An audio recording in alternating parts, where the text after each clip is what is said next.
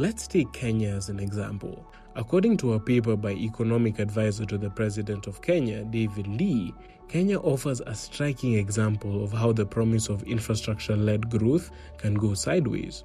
Back in 2013, a newly elected government unveiled an ambitious plan to transform the country's energy sector. Their goal? To add 5,000 megawatts of power generating capacity within just 4 years, nearly quadrupling Kenya's existing capacity from 1,800 megawatts to a staggering 6,800 megawatts. The thinking was clear. With enough power, Kenya could turbocharge industrialization, attract investment, and power its way to prosperity. On paper, the plan looked bold and exciting. Projections suggested Kenya's energy demand would grow rapidly, hitting that 6,800 megawatt target somewhere between 2024 and 2029, depending on how fast the economy expanded. But just 2 years later, cracks began to show. By 2015, Kenya's generation capacity had increased to 2,800 megawatts, but actual demand was only 1,900 megawatts. Not only was this demand far below expectations, it was even 17% lower than the government's own baseline forecast. The problem wasn't just the overestimation of demand. As the government continued pushing for massive energy infrastructure projects, updated forecasts painted a far less optimistic picture.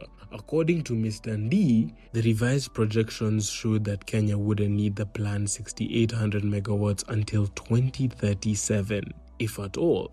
Even in the most optimistic high-demand scenario, that requirement wouldn't come into play until 2032, given the current growth rate of energy needs. And yet, the costs of this overreach were very real. Electricity bills soared, leaving businesses and households struggling with higher costs. The reliability of power systems declined, and the country's main power distributor spiraled into financial distress. Kenya's story highlights the risks of getting infrastructure planning wrong. Leaders and experts promised that massive energy investments would unleash growth and industrialization, but instead, the country ended up with a mismatch. More power than it could use, higher costs for citizens and businesses, and a struggling energy sector.